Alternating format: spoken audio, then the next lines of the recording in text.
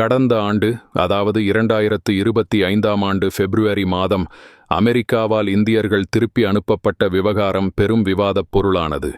இருப்பினும் 2025ஆம் ஆண்டில் சவுதி அரேபியாவிலிருந்தே அதிக எண்ணிக்கையிலான இந்தியர்கள் நாடு கடத்தப்பட்டுள்ளனர். அதாவது 2025ஆம் ஆண்டில் மட்டும் சவுதி அரேபியாவிலிருந்து 11,000த்திற்கும் மேற்பட்ட இந்தியர்கள் நாடு கடத்தப்பட்டுள்ளனர். மேலும் 2021 முதல் 2025 வரையிலான காலகட்டத்தில் சவுதி அரேபியாவிலிருந்து 49,000த்திற்கும் மேற்பட்ட இந்தியர்கள் நாடு கடத்தப்பட்டுள்ளனர்.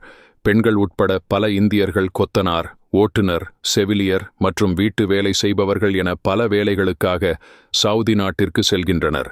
மறுபுறம் 2021 முதல் 2025 வரையிலான காலகட்டத்தில் அமெரிக்காவிலிருந்து மொத்தம் 7,000த்திற்கும் மேற்பட்ட இந்தியர்கள் மட்டுமே நாடு கடத்தப்பட்டனர். ஒட்டுமொத்தமாக 2025ஆம் ஆண்டில் 81 நாடுகளில் இருந்து 24,600க்கும் மேற்பட்ட இந்தியர்கள் நாடு கடத்தப்பட்டனர். இதில் சவுதி அரேபியாவில் அதிக எண்ணிக்கையிலான வழக்குகள் பதிவாகியுள்ளன.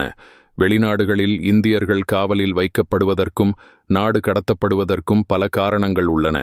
விசா அல்லது குடியிருப்பு அட்டை காலாவதியான பிறகும் தங்கியிருப்பது, பணி அனுமதியின்றி பணியாற்றுவது, தொழிலாளர் விதிகளை மீறுவது, வேலை தருபவரிடமிருந்து தப்பிச் செல்வது, போலி வேலை மோசடிகள் மற்றும் சிவில் அல்லது கிரிமினல் வழக்குகளை எதிர்கொள்வது போன்றவை இதில் அடங்கும்.